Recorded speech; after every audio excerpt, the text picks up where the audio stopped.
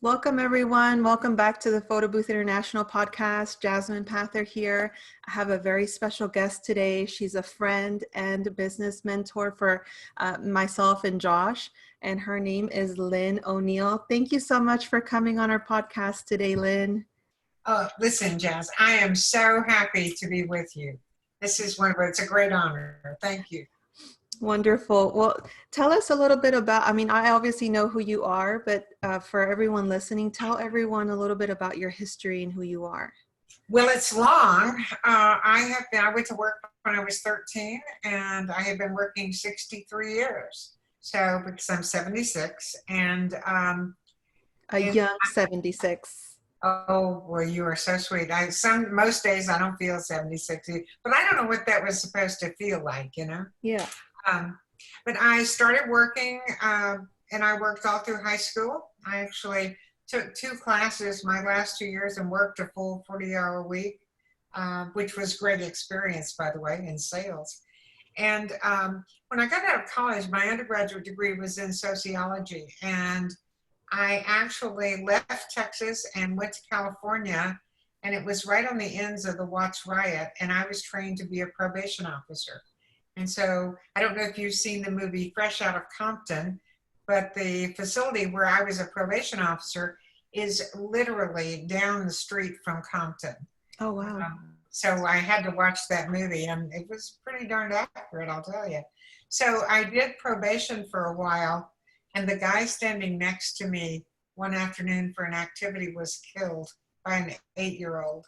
Wow. And I decided maybe it was time for a career change. Mm-hmm. So I actually ended up being a flight attendant, and that was where I got my intro to management. And I started out supervising 123 flight attendants. I never supervised anybody, so this was, you can only imagine.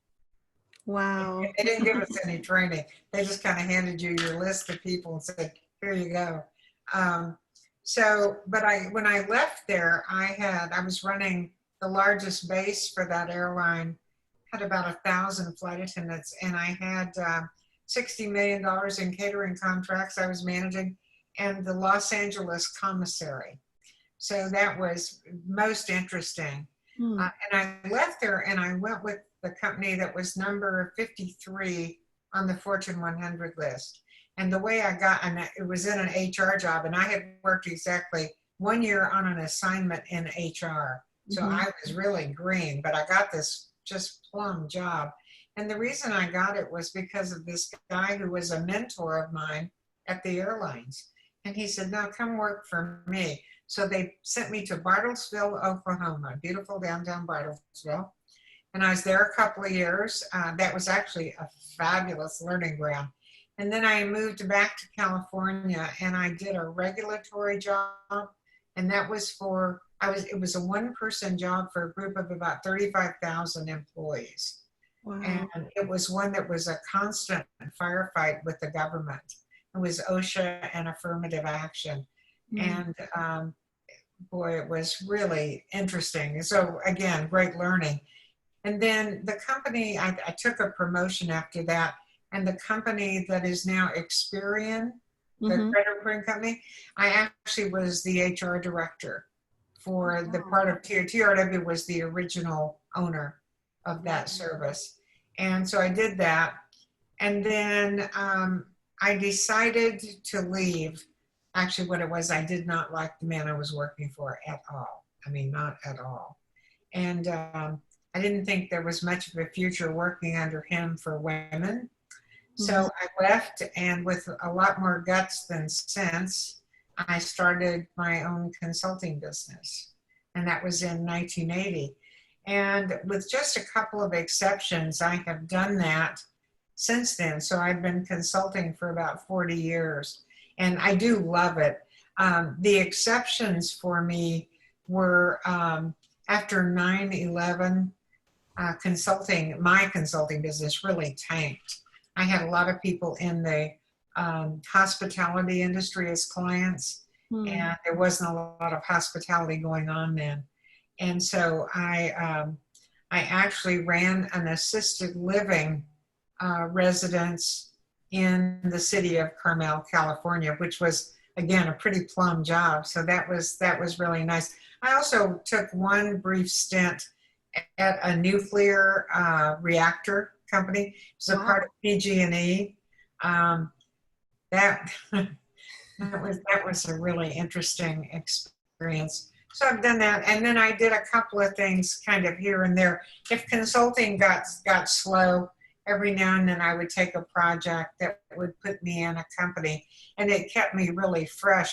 And one thing I need to add is I came back to Texas in 2006, and even in California, and definitely when I came back here, I always took a first line job for a while every summer. So I waitressed again, which I hadn't done since I was a teenager. I waitressed in one. I sold clothes at Chico's. That actually, I should have just Oh, wow. handed them my paycheck every week because I was buying the store out. But I did a lot of different kinds of jobs that I wouldn't normally have to. And I did that because one of the things that I've always been astounded by is how quickly people in management forget what it's like to be on those bottom rungs. And I remember distinctly the evening I said to myself, I do not ever want to forget this. Wow. It's really, I think it helps to make people really much improved management if they remember what it was like when you weren't management. So that's what I'm doing, and I've been consulting, and I recently started up a new firm, a new part of my business that that I actually am doing the required training for assisted living facilities in the state of Texas. So I kind of have myself in a couple of different worlds at this point. But I think, like so many entrepreneurs, I love startups. So I like new things. Being bored is the worst possible thing I can imagine. So. But that's one thing I can guarantee, that you never do get bored because you have your hands in everything. I mean, talk about such a wide range of work history and experience and wisdom. And so that's why I'm just so thrilled that you agreed to be on our podcast, because you have just so many years of experience in so many different things. And I think that our listeners can really, take away a lot of value from this conversation. So how many I do years? want to tell you, I'm not sure about the wisdom part, just so you know, but the experience is there. And, you taught me several things. You and Josh both taught me right before we got on this call. So I think wisdom is staying learning. I mean, I really do. I think that's staying relevant. I think that's huge. So. Yeah, 100% agree with that. So how many years have you been a consultant now? You said since It's well, overall, it's 40 years. Wow. I'll start my 41st year on August 1st. So it's coming right up. Mm-hmm. And, I did have those little bitty spurts where I wasn't doing as much consulting, but I've never let go of the consulting practice, because if I had to name one thing that has my heart, clearly that's it. So. Yeah, and I think that comes so natural to you in the last, is it almost 4 years now that we've known you? Yeah, I think so. Josh and you met through the Goldman Sachs program here in Dallas that Josh was so fortunate to have been a part of. And I feel like that was a very integral part of what became the foundation of our business, because it opened up the doors to other like-minded entrepreneurs and people such as yourself that, have been able to encourage us and, share some of that consulting with us. And it's really helped. So being that you've been in this type of industry for so long, for over 40 years consulting, what are some of the top mistakes? I'm sure you're probably seeing trends, even though it's been, for 40 years now. I'm sure some of those same patterns come up every time depending on the company. So what would you say are some of the top mistakes that you've seen in business? Well, there are a couple that come to mind immediately. And by the way, I think we were lucky to have Josh as well. I actually had him 3 times. because I had him in the Goldman Sachs 10,000 Small Business Program as a class member, and then I had him as a class member in the SBA's Emerging Leaders, and then I had him again in the Kaufman program through the Hispanic Chamber that's called Scale Up. So look out, you're on my list, so you're next to go through that cycle, which would be great. But the things that I see over and over, and honestly, I see them in my own life too, because as an entrepreneur, I think it's, I don't know, I think it's in our drinking water. But the biggest thing for me is people forget to learn their financials. And I don't mean, lots of people think, oh, that means, I've got to learn every item on this balance sheet and all that. Really don't. I think the biggest thing is to learn what 3 or 4 line items on a P&L and a balance sheet and curse on your cash flow. Those are the 3 reports that seem to be stressed over and over everywhere that I've read and everything I've ever learned. But it is not understanding everything. It's not understanding all that. It's understanding the trends. You use that word trends too, and that's really the key. It is, if you know what are the major markers of whether or not you're going to be profitable and whether or not you can continue to offer your business, then that's great. And I'll tell you, one of the things that, going through a lot of those classes that we were talking about, one of the things that people say over and over to me is, I just surprised the heck out of my CPA because I asked questions about and my CPA said, well, you've never asked me that. And one of the trends we see, by the way, related to that, is about half of each one of those 3 classes, about half the people switch CPAs somewhere in that process. Oh, I bet. Because what you find is you've got a CPA, you formed a relationship, they're used to how you work, you're used to them telling you what to do. And the issue is when you come in and start asking those annoying questions about what you should change and what's holding your profit down and that kind of thing. So that is one. But even before that, and this sounds crazy, but people don't have a purpose when they start. And as trite as that sounds, because people have written a million books on that, I still run into people all the time when I say, well, why are you really doing this? Because just to make money will not a happy entrepreneur make. I think that we are contribution based. And so if we are doing something and there's really no true contribution to it, most of us are not going to be happy. It is rarer than rare for me to run into an entrepreneur who feels good with that. And I'll tell you a funny story. When I first started consulting, I don't know what prompted me to even think I could ever do this. But my mission when I started was to change the way the world manages. And I haven't quite made that yet, but I'm still working on it.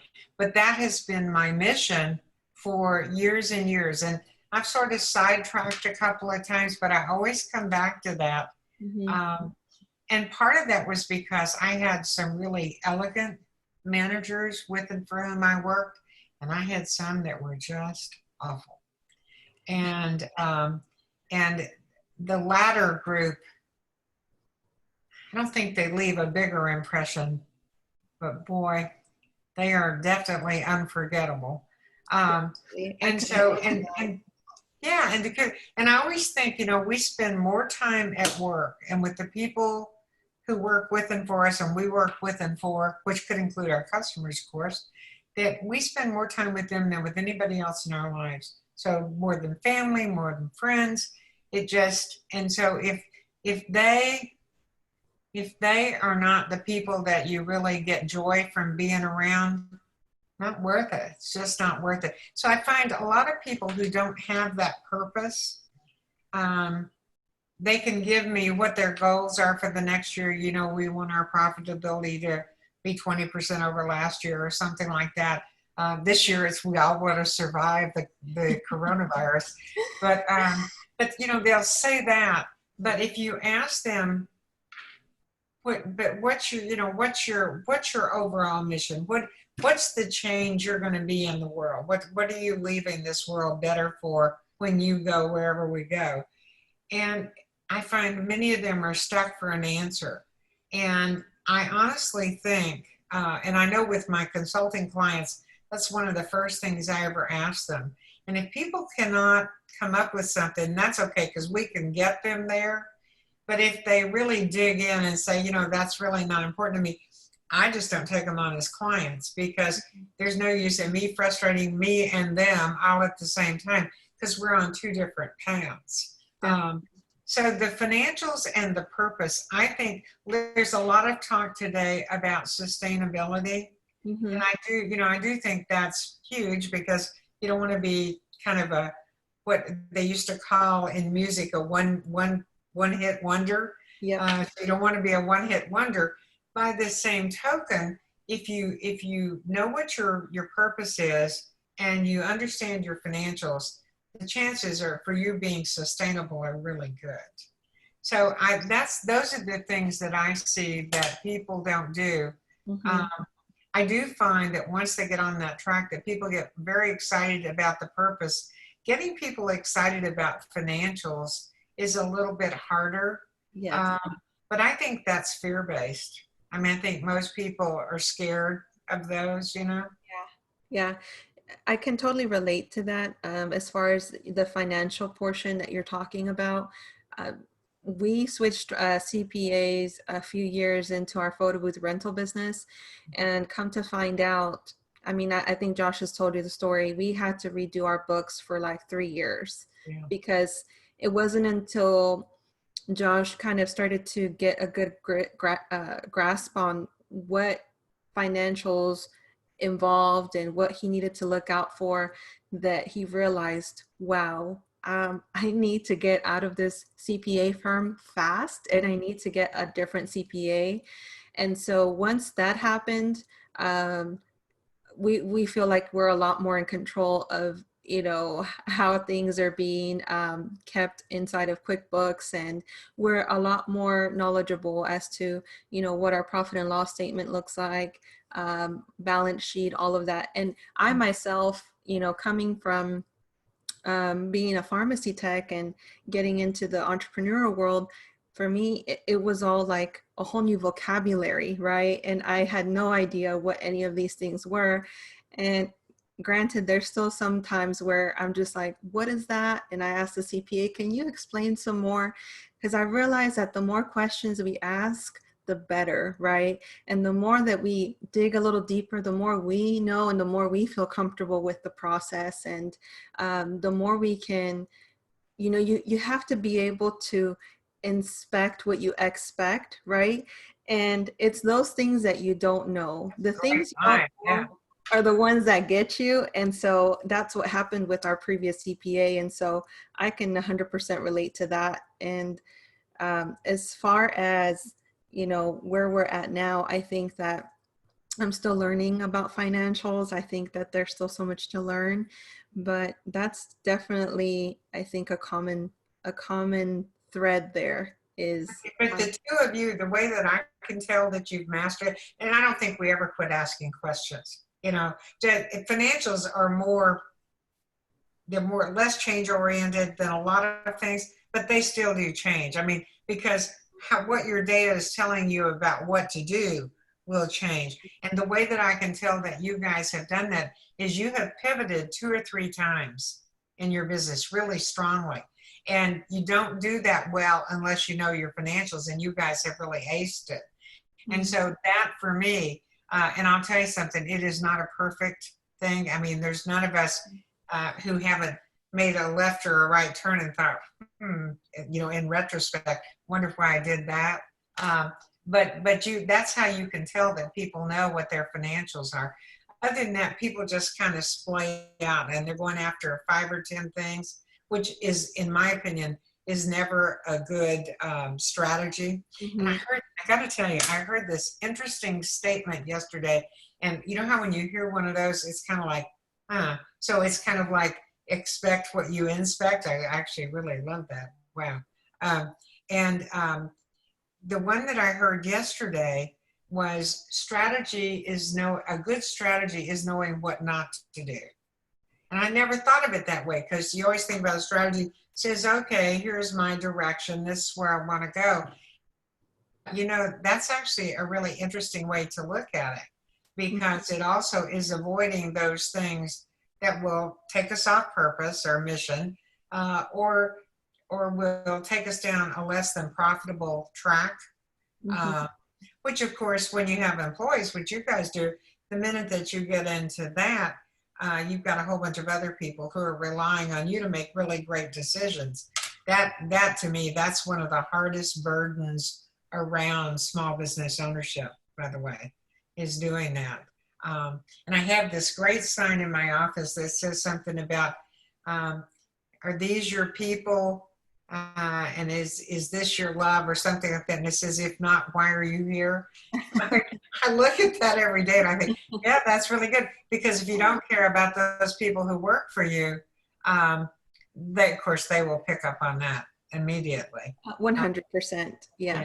And that goes for, like you said earlier, if a new entrepreneur or businesses in general don't know what their mission is, what they're hoping to, how they're hoping to impact this world, then yeah, it makes it very difficult. It's like you don't really have any guidance and you don't really know what you're doing.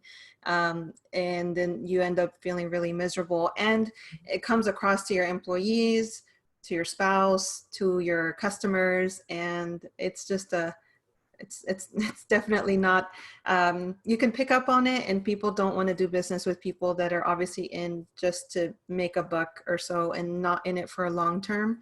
So I think that's very obvious when someone is in it for the wrong reasons. Oh, I think so too. Well, I wrote my very first book was called Managing High Maintenance Employees. And the number one reason for employees to be high maintenance, which is, it's a soft dollar cost on that balance sheet, because there's no line item for having to spend extra time with employees, but it is a cost, most definitely. And the number one reason, and you just nailed it, the number one reason that people are high maintenance is they don't understand the mission. And I don't know if you and I have ever talked about this, but when I go to a new client, if they have a receptionist, I always ask the receptionist, so what's the mission around here? And I have found over these 40 years that if they can tell me exactly what that company is about, and it may have changed from the last, but whatever the mission is, the current mission, invariably when I look at their financials, they are really healthy. And if they say like, oh, I think it's up posted in the break room, or you probably have to ask HR about that, or something like that, invariably their financials reflect that. Isn't that interesting? So there is an energy follows purpose. Yes. So, and we want energized employees. So to get them energized, it behooves us to say, and this is where we're going, and to ask, and how do you all feel about that? And I remember one time doing that with a team, and this one guy, he was really irreverent, and I loved him dearly. And he said, what are you smoking? And I said, I beg your pardon? And he said, that's the worst mission statement I've ever heard. And I said, really? And he said, yeah. And I said, what would you do?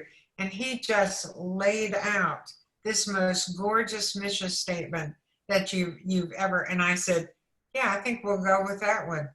I mean, and everybody around me, yeah, we really like that. And this team, they were so sweet. They would have gone with anything that got put out there. They were just the most wonderful team.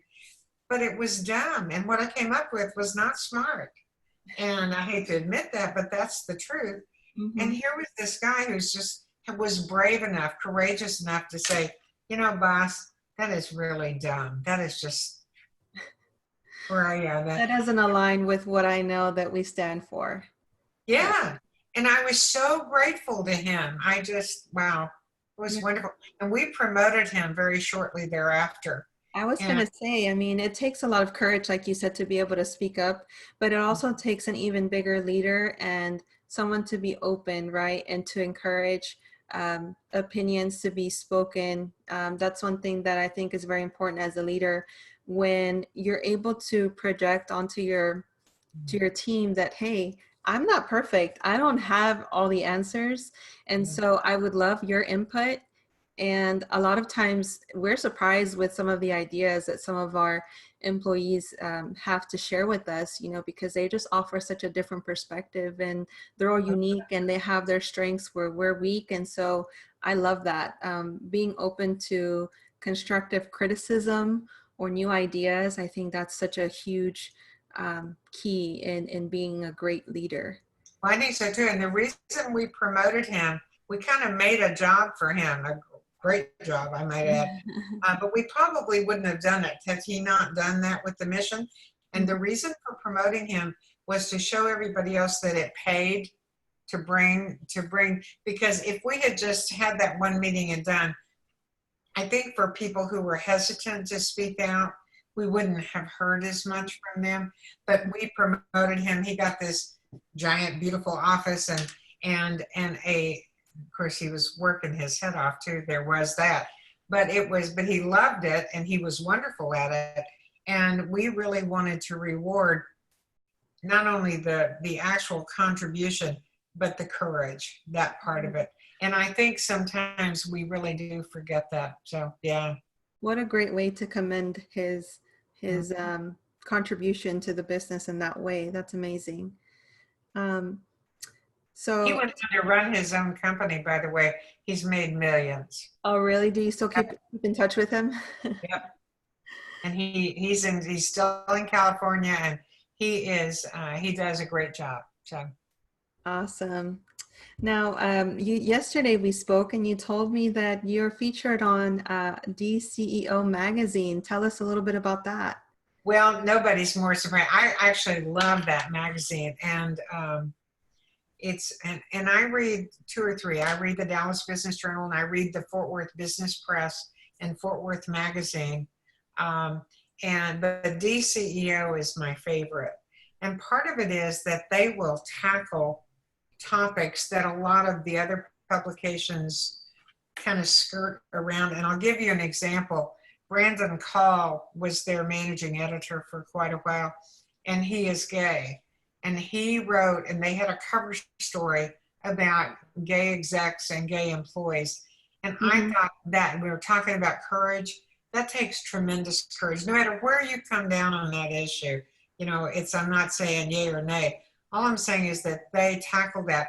And the issue that I just got this mention in is one, and they have three phenomenal African-American women who are in some positions that are going to reshape Dallas and maybe all of North Texas, maybe the state, maybe the world. I mean, that'd be wonderful. But I was so pleased. So one of them is on the cover. One of these wonderful women is on the cover.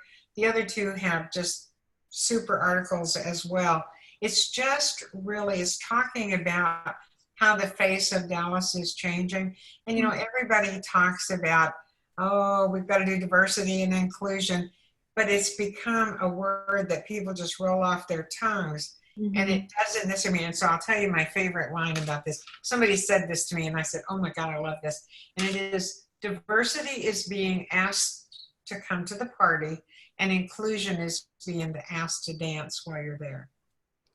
I love that. Isn't that gorgeous? Beautiful. You know, because people, you know, they'll talk about, well, we've got this percentage of African Americans and this percentage of Hispanic and this percentage of Asian and this percentage of American Indians. You can go, as a triracial person, which I am, I really, really love when people are really into the fact, you know, these are people and they're talented, and let's just give them a shot. Let's level that playing field and go for that. Oh my God, I think that, talk about a mission, you know, that is one. So I'm always pleased. So I got this mention, and actually it's kind of funny because it's talking about women getting financing in Dallas. And when they call me, I think they were disappointed because I'm usually relatively upbeat, but on that topic, I can just sink into the trenches because I think women have a much harder time with financing. It's been that way for decades, actually, maybe centuries, looking at how long it took us to get the vote. But it, my news for them wasn't necessarily cheery. And I was actually heartened when I read the final article because Valerie Freeman, who is just known everywhere in Texas, and she's a remarkable female executive, remarkable human. And she talked about when she's been in business right around 30 years, somewhere in there, I've forgotten exactly. And but she talked about having to take her husband in order to get her first business loan. And so she's in that article too. But the DCEO, run, don't walk to get a subscription, because it tells you, they really pick people who you wouldn't always read about, but they're always people who are making a difference. And it comes every 2 months, and I race down and get my copy and get a glass of wine and sit and read for half the night. I mean, it's wonderful. So I love that. No, after you told me that, I went online and I got my copy. yeah. So yeah, if you guys just Google DCEO, and I believe it's the June and July issue, it was $15 to get it shipped to my house. So I highly recommend that. And that way you can check out Lynn's feature in the magazine. And lots of other good stuff. Yeah. Yeah, I'm excited.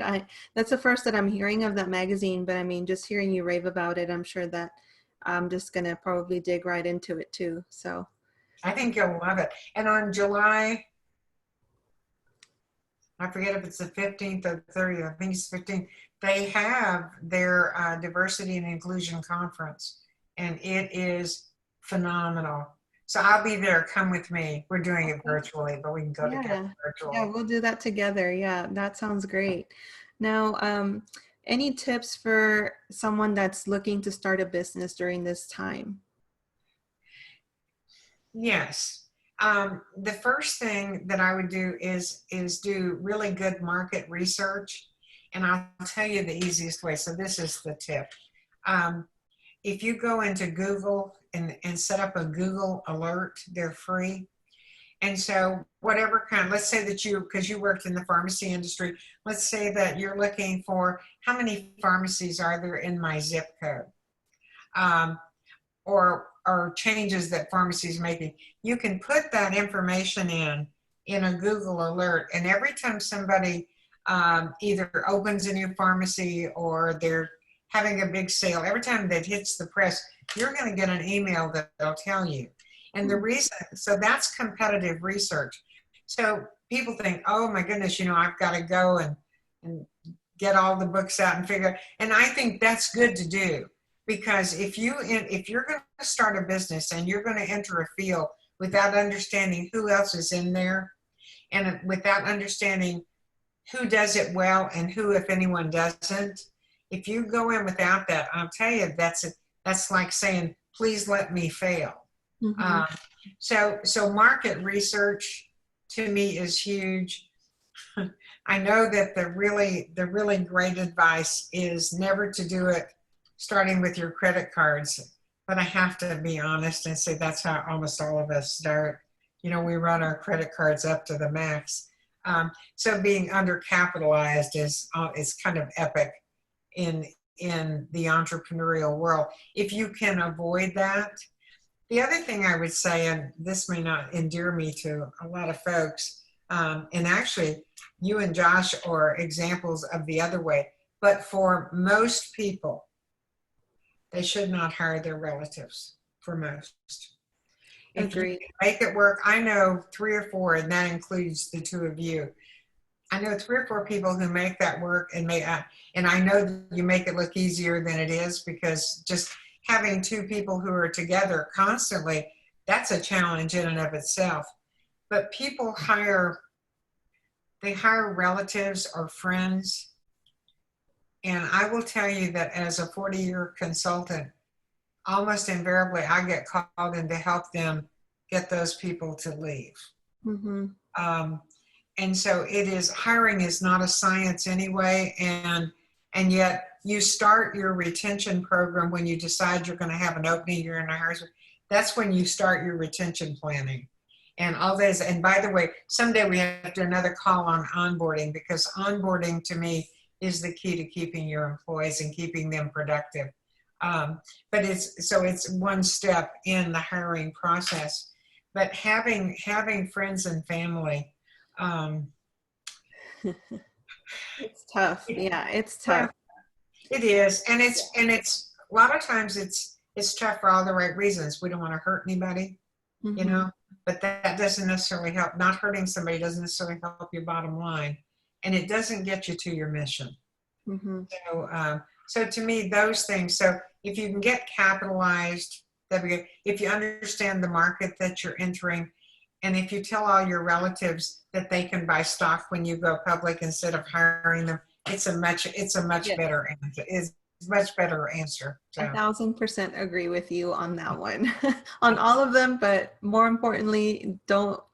I know it seems easy, and you're kind of in a rut. And you think, okay, like just hire them; they're gonna help me out. But yeah, things get pretty complicated pretty quickly. So yeah, I would recommend, yeah, don't do it. Just try your luck with the people that you don't necessarily have that type of relationship with. It makes it a lot easier to give constructive criticism or reprimand, and they're not going to take it personal because they know that you're the absolutely. boss.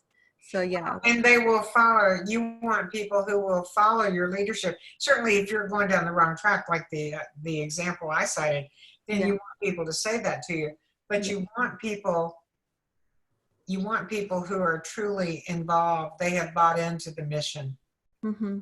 and they're ready to do what it takes to make that happen. Hmm. And so that's my best. I've said that to people, and they said, "Well, that is terrible," and I said, "It's true." So, I can vouch.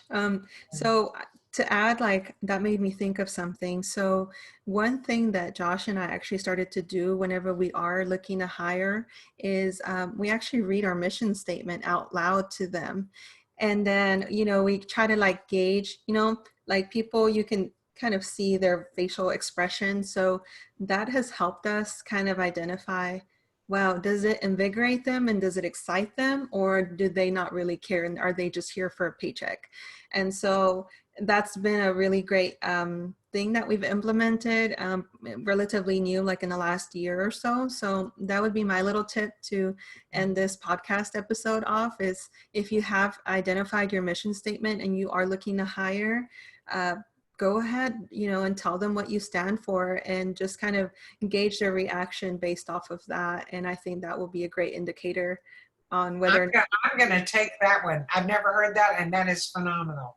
Just Wonderful. phenomenal. Wonderful. So, goodness. Oh, we have to do this more often. This is Yes, yes. We'll have to do another episode on onboarding. I think that's a very important topic. it is.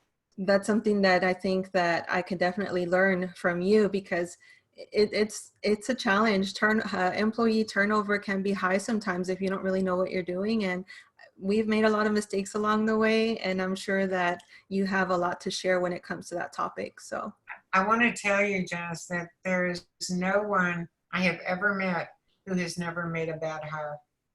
mhm. Never met anybody who can say that.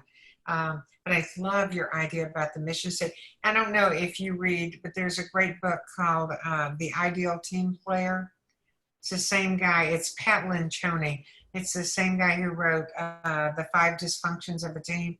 And they do a version of what you said in that they came down to three characteristics. And I've forgotten them all, but one was if you're hungry, and the other one was if you were humble, and then there was a Mm. third one. And they said they didn't care about the rest of what somebody brought. If they didn't bring those things, they didn't want them on their team. And so, which is really what you're doing by reading. Oh goodness, I love that mission statement. Catlin Tony could learn from you, my dear. That'd be great. Wonderful. Well, thank you again, Lynn. Thank you so much for being on our podcast. Where can people find you? Um, O'Neill.enterprises is my website. And if you're in the assisted living, I have alm-ct.com. That's another website.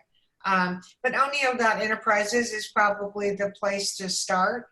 And I will put in a commercial that if anybody's looking for a speaker, I do a lot of speaking and I love to do that. So Wonderful. Well, there you have it, guys. I hope you enjoyed this episode. Thank you again, Lynn. And if you want to hear more about what tips and tricks Lynn has for onboarding, be sure to comment or send us a message. And until next time, bye, guys. Bye.